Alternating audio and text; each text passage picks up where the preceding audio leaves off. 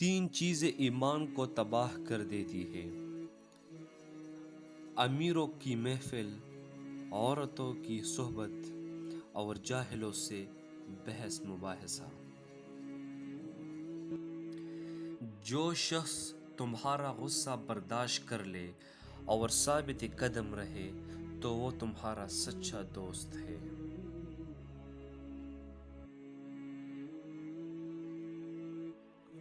100 دوستوں سے بہتر وہ ایک دشمن ہے جو دل میں نفرت رکھتا ہے لیکن منافقت نہیں کرتا۔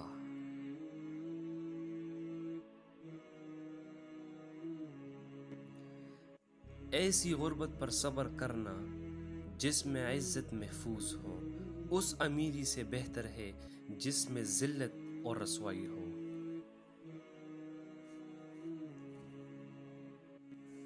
رشتوں کی خوبصورتی ایک دوسرے کی بات تو برداشت کرنے میں ہے۔ بے غیب انسان تلاش کرو گے تو اکیلے رہ جاؤ گے۔ حضرت علی رضی اللہ تعالیٰ عنہ نے فرمایا،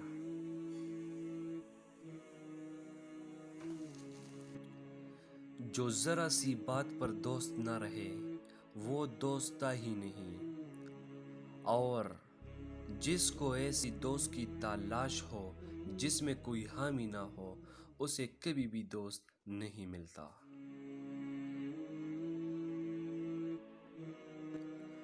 کفر کے بعد سب سے بڑا گناہ کسی کی دل آزاری ہے۔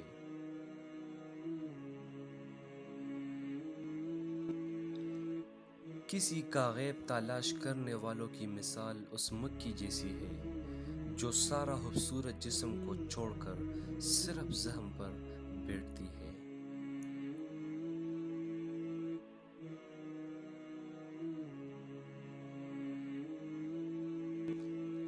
کامیابی حوصلوں سے ملتی ہے، حوصلے دوستوں سے ملتے ہیں، دوست مقدروں سے ملتے ہیں اور مقدر انسان خود بناتا ہے۔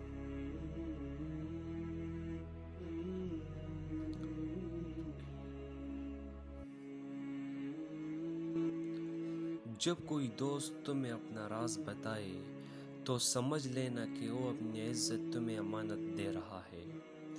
اس میں کبھی بھی خیانت مت کرنا۔ حضرت علی رضی اللہ تعالیٰ عنہ نے فرمایا،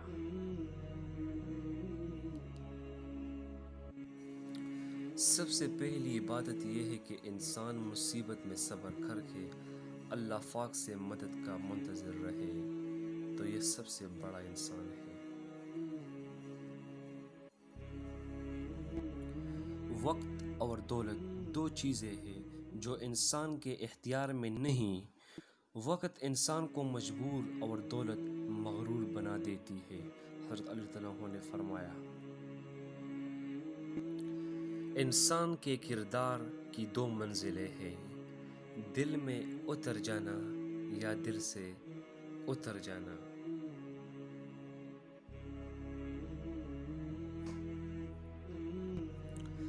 دوستوں کے غم میں ہر حال میں شامل ہوا کرو، لیکن خوشیوں میں تب تک نہ جانا جب تک وہ تمہیں خود نہ بلائے۔ حضرت علی رضی اللہ تعالیٰ عنہ نے فرمایا، کسی کی مدد کرتے وقت اس کے چہرے کی جانب مت دیکھو، ہو سکتا ہے اس کی شرمندہ آنکھیں تمہارے دل میں غرور کا بیج بو دیں۔ تمہارا ایک ہی رب ہے، پھر بھی تم اسے یاد نہیں کرتے، لیکن اس کے کتنے بندے ہیں پھر بھی وہ تم کو نہیں بھولتا۔ جس کو تم سے محبت ہوگی وہ تم کو فضول اور ناجائز کاموں سے روکے گا۔